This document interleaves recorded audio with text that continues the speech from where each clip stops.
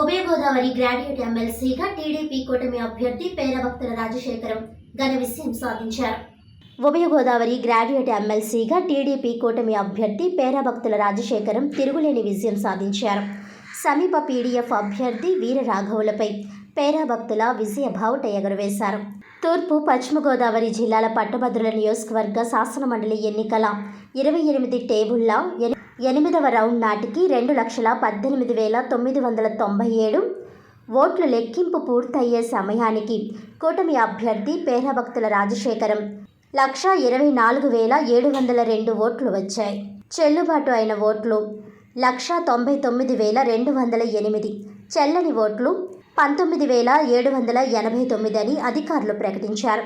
PDF అభ్యర్థి దిట్ల వీరరాఘవులు 47,241 ఓట్లు రాగా, ఇండిపెండెంట్ అభ్యర్థి జీవి సుందర్ 16,183 ఓట్లు వచ్చాయి.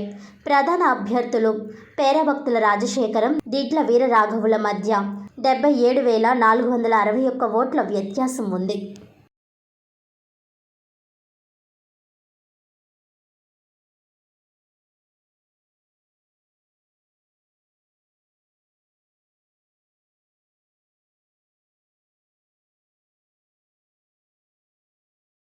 అందరికీ నమస్కారం అండి. మరి ఉమ్మడి తూర్పుగోదావరి, పశ్చిమ గోదావరి మరి కూటమి బలపరిచిన తెలుగుదేశం అభ్యర్థిగా, పట్టభద్రుల ఎమ్మెల్సీ అభ్యర్థిగా ఈరోజు ఘన విజయం సాధించడానికి మరి నన్ను ఓట్లు వేయించి గెలిపించిన ప్రతి ఒక్కరికి కూడా మరి హృదయపూర్వక ధన్యవాదాలు, నమస్కారాలు తెలియజేసుకుంటున్నాం. మీరందరూ కూడా ఏ నమ్మకంతో నా గెలుపుకు సహకరించారో మీ నమ్మకాన్ని వమ్ము చేయకుండా ఈ ప్రభుత్వంతో కలిసి పనిచేసి ఏదైతే పట్టభద్రులకి రావాల్సిన హక్కులుగా రావాల్సిన ఉన్నాయో అన్నీ కూడా మరి సాఫల్యం అయ్యేవారు వంతుగా నా వంతు కృషి చేస్తానని తెలియజేసుకుంటున్నాం.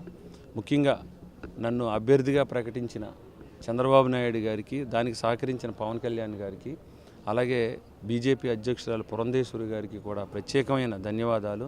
నా విజయానికి సహకరించిన ప్రతి ఎమ్మెల్యేకు, ఎంపీకి, మంత్రివర్యులకు, ఇన్ఛార్జి మంత్రులకు, అబ్జర్వర్లకు, మరి గ్రామ స్థాయిలో మరి ఏదైతే పాయింట్ ఆఫ్ కాంటాక్ట్గా 30 మందికి ఒక బాధ్యుడిని పెట్టుకున్న వాళ్ళందరూ కూడా మరి విశేషమైన కృషి చేసిన ప్రతి ఒక్కరికి పేరు పేరున నా విజయానికి సహకరించిన అందరికీ కూడా, అలాగే మీడియా మిత్రులకు కూడా ప్రత్యేకమైన ధన్యవాదాలు, అభినందనలు తెలియజేసుకుంటున్నాను. అందరికీ నమస్కారం. మరి ఈరోజు ఉభయ గోదావరి జిల్లాల పట్టభద్రుల నియోజకవర్గంలో సోదరులు పేరభక్తుల రాజశేఖరం గారు కానీ, కృష్ణా గుంటూరు ఉభయ జిల్లాల పట్టభద్రుల నియోజకవర్గాల ఆలపాటి రాజేంద్ర ప్రసాద్ గారు కానీ వార్ వన్ సైడే అన్నట్టు బ్రహ్మాండమైన మెజార్టీతో 70-80 వేల మెజార్టీతో మొదటి ప్రాధాన్యత ఓట్లలోనే మరి బ్రహ్మాండంగా గెలిచినటువంటి సందర్భంలో తెలుగుదేశం పార్టీ కుటుంబ సభ్యులతో పాటు జనసేన, భారతీయ జనతా పార్టీ కుటుంబ సభ్యులకు కూడా హృదయపూర్వక కృతజ్ఞతలు తెలియజేస్తూ, ఈ రాష్ట్రంలో ఉన్నటువంటి గ్రాడ్యుయేట్స్ కానీ, ఉద్యోగస్తులు కానీ వీళ్ళందరూ కూడా ఇప్పుడున్నటువంటి అనేక కష్ట నష్టాలు ప్రజెంట్ ఉన్నప్పటికీ కూడా